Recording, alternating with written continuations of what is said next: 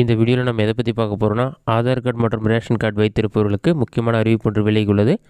அது என்ன என்பதை பற்றி தான் இந்த வீடியோவில் நம்ம டீட்டெயிலாக பார்க்க போகிறோம்.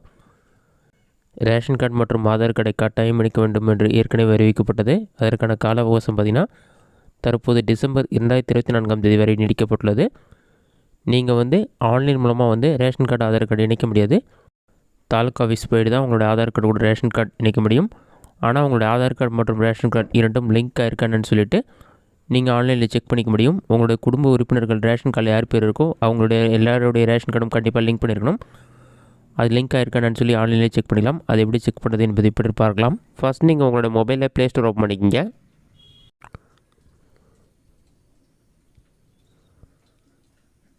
அதில் சர்ச் ஆப்ஷனில் போயிட்டு மிரர் ரேஷன் சொல்லி டைப் பண்ணுங்கள்.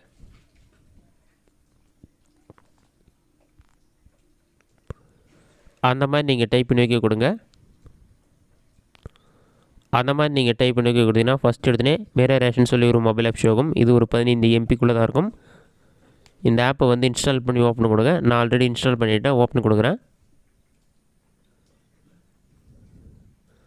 ஓப்பன் பண்ணால் இந்த மாதிரி தான் இருக்கும். இதில் ஃபஸ்ட்டு இங்கிலீஷ் லாங்குவேஜ் செலக்ட் பண்ணிங்கன்னா இந்த மாதிரி ஒரு பேஜ் ஓப்பன் ஆகும். இதில் நிறைய ஆப்ஷன் இருக்கும். நீங்கள் ஆதார் சீடிங்கிற ஆப்ஷன் செலக்ட் பண்ணுங்கள்.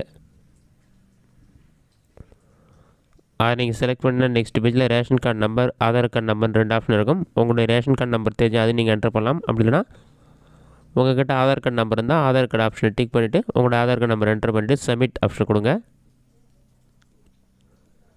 சப்மிட் கொடுத்தோன்னே ஒரு 5 செகண்ட்ஸில் உங்களுடைய state name, district name, card type, card number எல்லா டீட்டெயில்ஸுமே இருக்கும். அதுக்கு குடும்ப உறுப்பினர்கள் பெயர்கள், அதுக்கு பக்கத்துலேயே ஆதார் சீடிங் எஸ் அந்த மாதிரி இருக்கும். லிங்க் ஆகிருந்தால் எஸ்ன்னு இருக்கும்.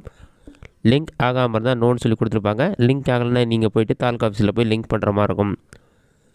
இந்த மெத்தடை பயன்படுத்தி ஆதார் கார்டு கூட ரேஷன் கார்டு லிங்க் ஆகிருக்கான்னு செக் பண்ணிக்க முடியும். நீங்கள் இது வரைக்கும் லிங்க் பண்ணாமல் இருந்தாலும் December 31 Aadhaar card ration card link பண்ணிக்கலாம் என்றும் அறிவிக்கப்பட்டுள்ளது.